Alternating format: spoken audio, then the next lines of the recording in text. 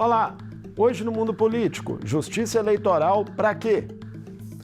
Esse questionamento movimentou a mídia depois que a presidenta nacional do PT, Gleisi Hoffmann, questionou a existência do TSE, que nos últimos anos esteve sob pressão e ataques da extrema-direita e ganhou protagonismo na cena política nacional.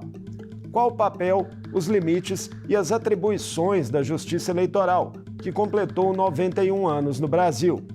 E que paralelos é possível fazer com experiências de outros países? Eu converso com a professora de Direito Eleitoral do IDP e coordenadora acadêmica da Abradep, Ana Mendes. Ana, bem-vinda ao Mundo Político, um prazer recebê-la. Prazer é meu, obrigada pelo convite.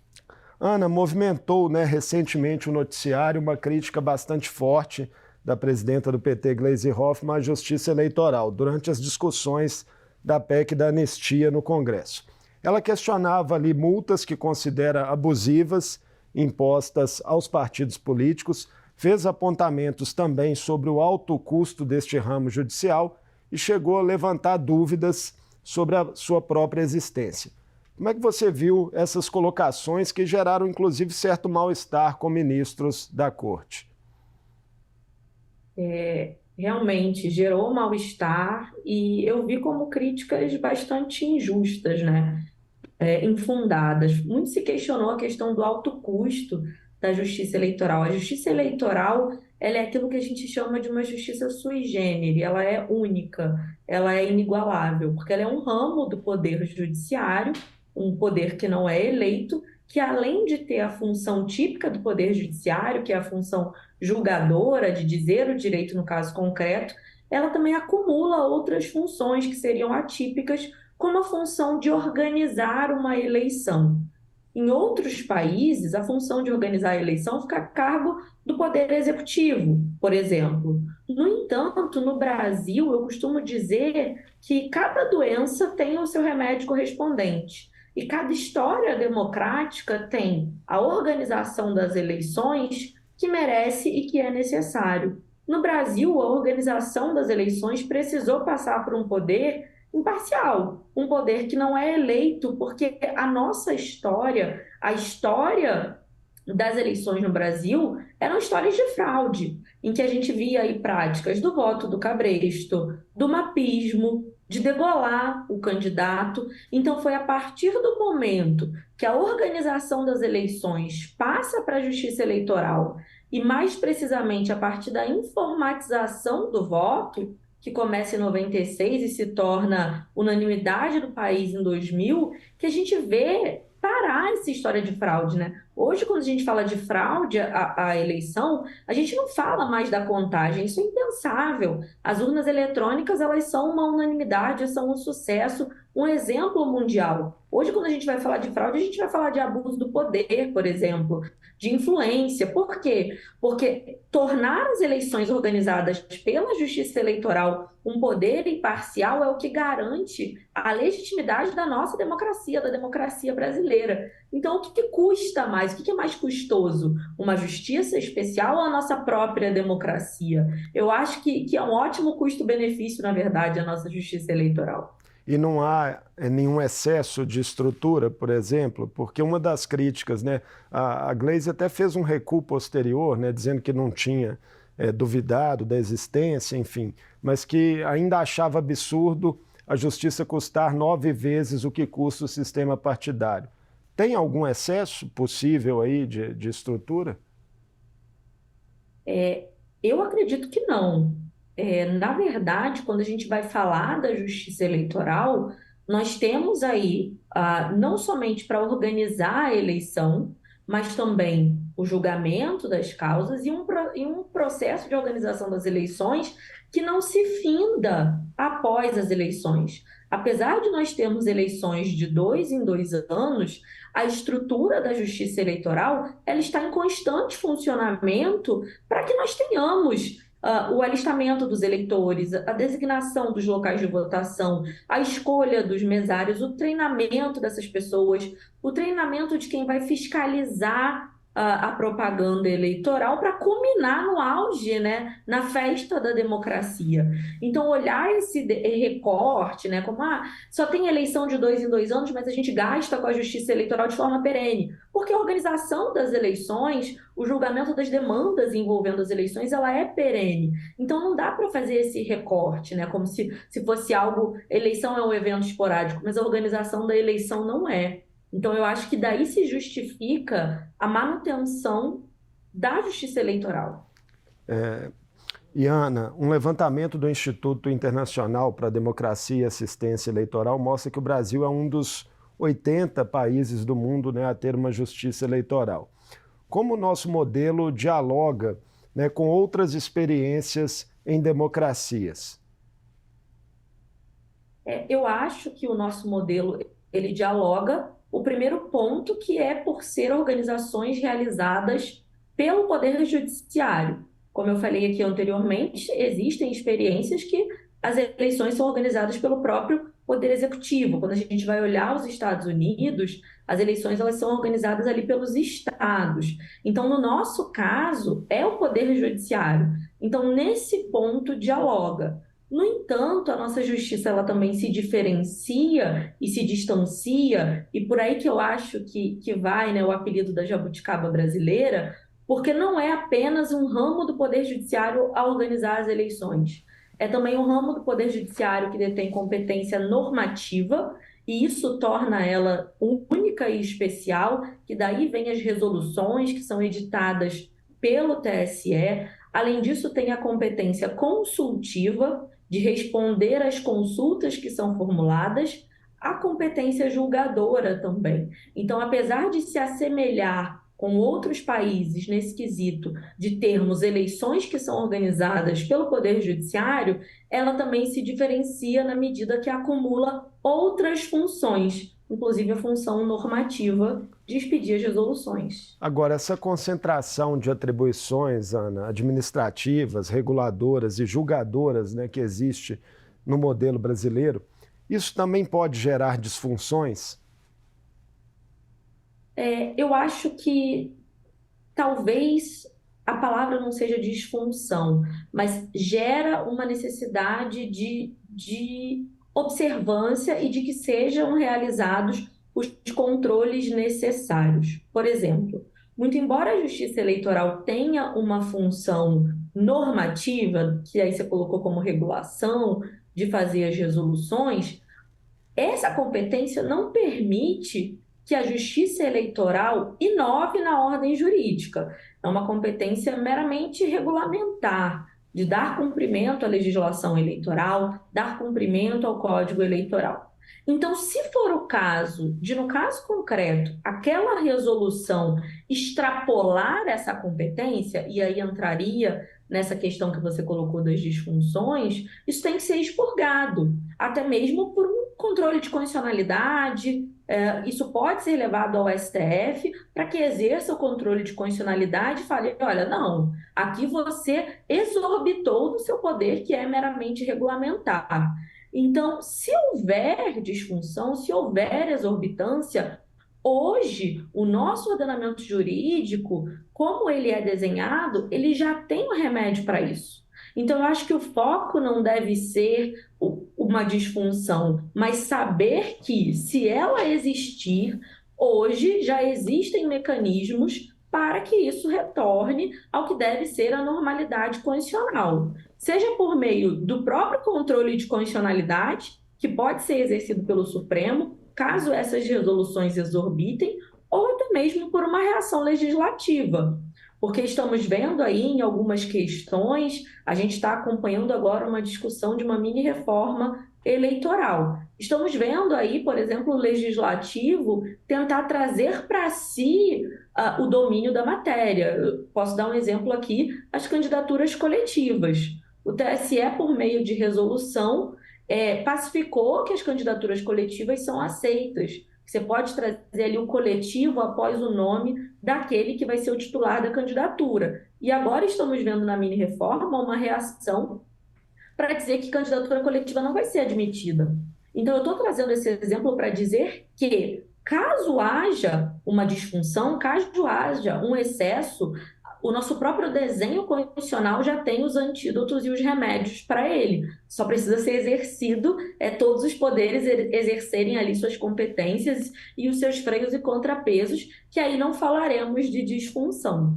Aproveitando essa sua menção, né, a mini reforma eleitoral, como é que você está vendo essas discussões avançarem aí rapidamente no Congresso, já que há um interesse dos parlamentares de que novas regras já valham para as eleições municipais do ano que vem? Eu vejo com o mesmo desânimo que eu sempre vejo em anos ímpares. Porque no direito eleitoral nós temos o que nós chamamos do princípio da anualidade eleitoral, que diz que para a norma ser válida, ela precisa estar em vigor há um ano da eleição. Então, tão certo quanto é que teremos eleições em anos pares, é que teremos mini-reformas às pressas em anos ímpares. E é sempre muito delicado, são questões muito sérias e centrais à nossa democracia para serem feitas sem uma necessária discussão, sem uma necessária oitiva de todos os interessados, inclusive da sociedade civil e da população. Então, eu vejo com muita ressalva essas mudanças que acontecem em anos ímpares, sempre muito próximo ao período necessário para ter validade para o pleito seguinte. Eu acho isso muito danoso. O ideal seria discussões mais aprofundadas e com calma sobre essas questões que são tão caras à nossa democracia, como cota de gênero, como candidatura coletiva, como financiamento, candidatura de pessoas negras e por aí vai. Voltando para a nossa perspectiva mais geral sobre a justiça eleitoral, a justiça eleitoral, Ana, presente também em regimes autoritários, e se nesses casos, né, como ela se caracteriza? Eu não sei se uma justiça eleitoral é presente em regimes autoritários, mas o que eu posso dizer é que existem regimes autoritários que realizam eleições. Então, quando a gente vai falar de uma democracia, como é a democracia brasileira, a marca de uma democracia e de uma república não é só ter eleições, mas é ter eleição como um evento futuro e certo. Eu saber quando vai acontecer. E aqui a gente tem essa previsão, né? O primeiro domingo de outubro dos anos pares a gente vai ter a eleição. E além disso, eleições com resultados legítimos. Então, eu acho que a marca de uma democracia e a marca do nosso modelo não é só a existência de eleição, são eleições previsíveis e legítimas. E aí eu acho que é onde entra a nossa justiça eleitoral. A nossa justiça eleitoral ela não garante tão somente a organização das eleições, mas por meio da sua função julgadora, ela garante a legitimidade do seu resultado. E isso é impensável num regime autoritário em que o resultado das eleições é cooptado. Por meio da nossa justiça eleitoral, se houver abuso, abuso do poder econômico, abuso do poder político, abuso até mesmo da desinformação, nós temos a certeza de que os candidatos eleitos por meio de práticas abusivas, eles serão afastados do jogo político. E é isso que caracteriza o nosso modelo democrático, pautado pela nossa justiça eleitoral. Pois é, o Brasil passou também, né, por um período militar ali entre 1964 e 1988 com a nova Constituição, né? E nesse período, como é que ficou a justiça eleitoral e o quanto, né, a Constituinte acabou sendo um marco também para o modelo atual que a gente tem, né, da justiça? Exatamente. Na verdade, durante o período militar, as pessoas não exerceram o seu direito de voto. Então, por exemplo, a gente vai falar, a justiça eleitoral existe desde 32, o voto feminino existe desde 32, mas com períodos de suspensão. Tivemos aí um período de suspensão do direito ao voto de todo o nacional. Então, quando vem a Constituição de 88, marcando o período da redemocratização, ele vem marcar também o sufrágio universal, o sufrágio de todos, independente de escolaridade, independente de classe econômica, independente de gênero, e também a nossa justiça eleitoral no modelo que ela existe hoje, né? Então, hoje a gente pode falar que a nossa justiça eleitoral, o nosso modelo de voto, ele é uma conquista.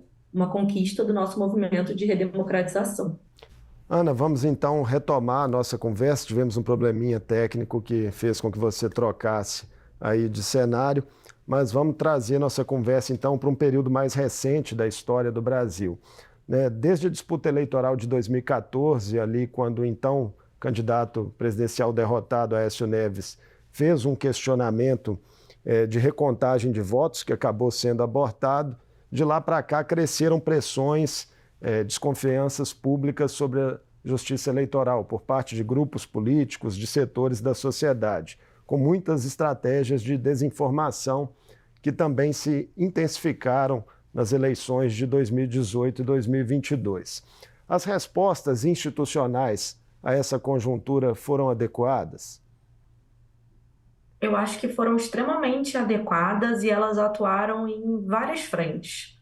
No primeiro momento, a gente pode ver a Justiça Eleitoral, naquela sua função de organização da eleição, fazendo grandes campanhas publicitárias para demonstrar a fidedignidade da urna eletrônica, campanhas na televisão para dialogar com os diversos públicos, inclusive com o público jovem.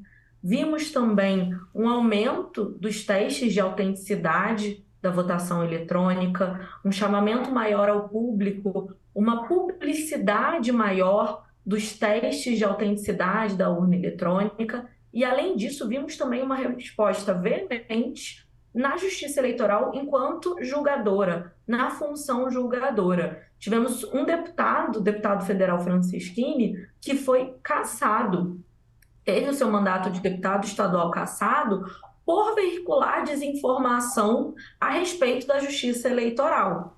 Vimos também o caso do ex-presidente Jair Bolsonaro, que está inelegível.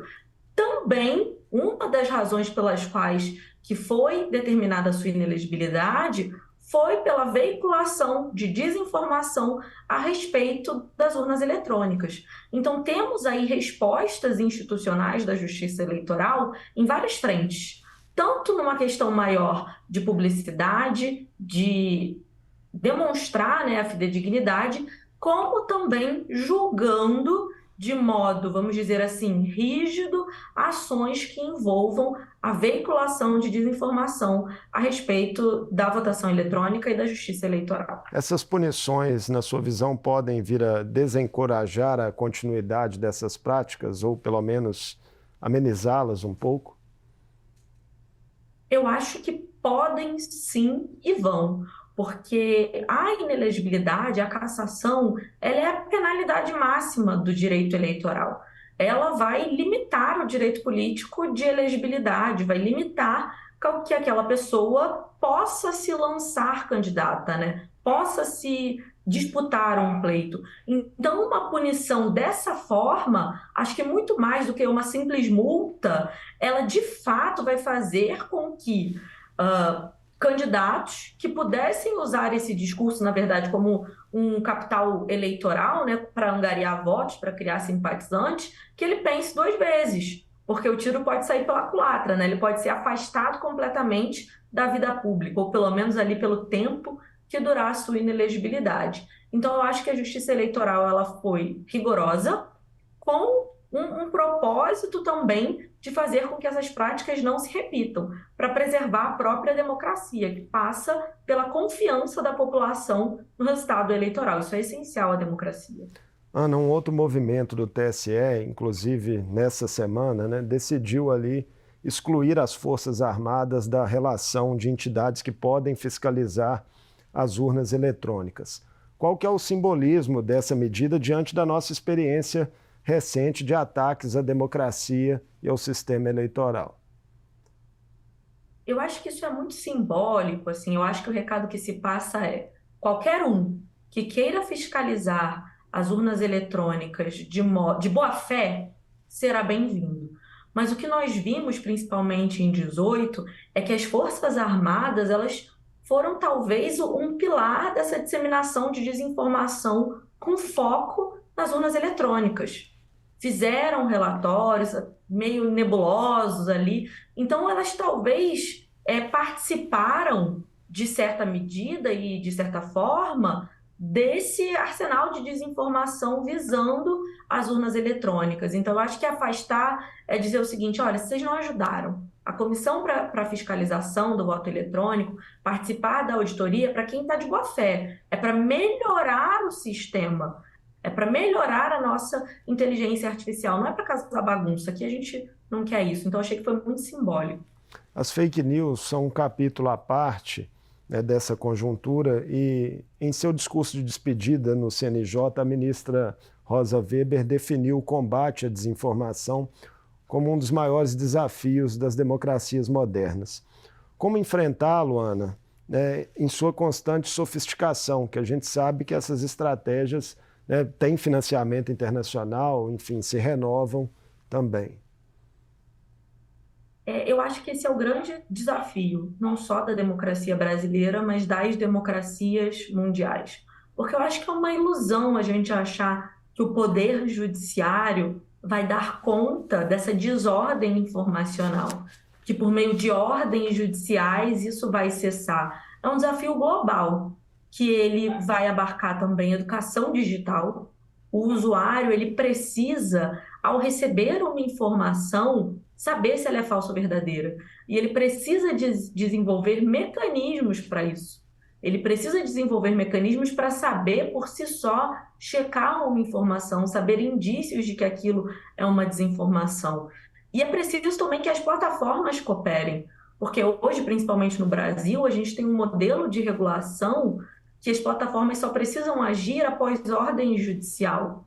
Então, é necessário que as plataformas também consigam taxar uma informação como falsa, consiga taxar um conteúdo como desinformativo, consiga desmonetizar, porque tudo também tem um intuito econômico, desmonetizar canais que dissipam desinformação. Então, é um desafio conjunto. Achar que só o direito, que só a justiça eleitoral vai dar conta disso, me parece ilusório.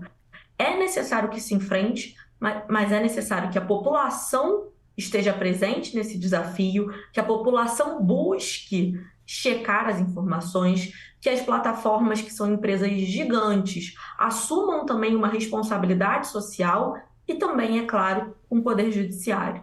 Ana, a gente começou nossa conversa, né, falando ali de uma manifestação da presidenta do PT nas discussões da PEC da anistia.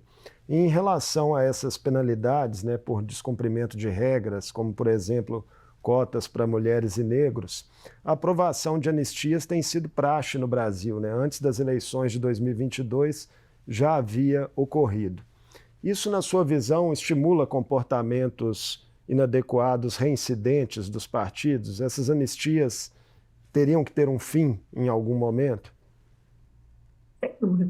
Sem dúvida, porque hoje no Brasil temos 18% de mulheres na Câmara dos Deputados, e isso é um recorde, isso é o maior número da nossa história, e é muito baixo. Quando a gente compara com os nossos vizinhos latino-americanos, é muito baixo. O Brasil está numa posição muito ruim em termos de participação feminina na política, e isso não é bom. A democracia, ela requer pluralidade, ela requer representantes de todos os grupos existentes na sociedade. E as mulheres já são o maior número do eleitorado. Então, obrigar o financiamento dessas candidaturas é uma das formas de induzir com que mulheres ocupem cargos eletivos, consigam lograr atingir essa posição. Então, saber que os partidos políticos não vão cumprir e depois eles mesmos, após eleitos, os candidatos irão aprovar uma anistia, eu acho que contribui para esse caminho não surgir, para não se caminhar para frente. Porque a gente cria uma política pública que é para incentivar e depois ela é desincentivada porque uma anistia foi aprovada. Isso precisa acabar, porque nós precisamos que o Brasil seja uma democracia plena, com mulheres e negros ocupando os cargos eletivos. Isso passa pelo financiamento. Então, esse financiamento tem que ser efetivo, não tem que ser perdoado caso seja descumprido depois. Um último assunto para encerrar nossa conversa, Ana. Já no próximo domingo teremos eleições de conselhos tutelares em todo o país, né, que vem registrando aí fortes mobilizações de grupos de extrema-direita para tentar ocupar esses espaços democráticos da sociedade. Qual que é a importância da participação da Justiça Eleitoral no processo que vai se dar dessa vez aí em um volume inédito? Eu acho que a principal participação da Justiça Eleitoral é talvez garantir a fidedignidade desse resultado por meio da colaboração com as urnas eletrônicas, né? Ofertando as urnas eletrônicas, porque isso garante, por exemplo, que não esteja suscetível às fraudes que a votação de papel pode proporcionar. Além disso, a segurança dos locais de votação também é muito importante. Então, termos urnas eletrônicas nesse tipo de votação, garantindo a fidedignidade do resultado, é uma grande contribuição da Justiça Eleitoral. E é um sinal de que a Justiça Eleitoral realmente tem bastantes atribuições fora dos períodos propriamente eleitorais, né? Exatamente, perfeito. Não dá para achar que ela só vai funcionar de 2 em 2 anos. Não é assim. Ana, muito obrigado por essa conversa conosco no Mundo Político, nos ajudando aí a entender como funciona o sistema eleitoral brasileiro e a sua justiça. Muito obrigada, eu que agradeço o convite e já peço desculpas aí aos nossos espectadores pelo probleminha técnico, mas acho que a gente conseguiu superar. Conseguimos Obrigada. sim, com certeza. Um abraço. Eu Um conversei abraço. com Ana Mendes, professora de Direito Eleitoral do IDP e coordenadora acadêmica da Abradep. Falamos sobre os desafios enfrentados pela Justiça Eleitoral brasileira nos últimos anos, os efeitos de seus posicionamentos institucionais e as perspectivas de mudanças para as eleições municipais de 2024. O Mundo Político fica por aqui. Obrigado por nos acompanhar e até o próximo programa.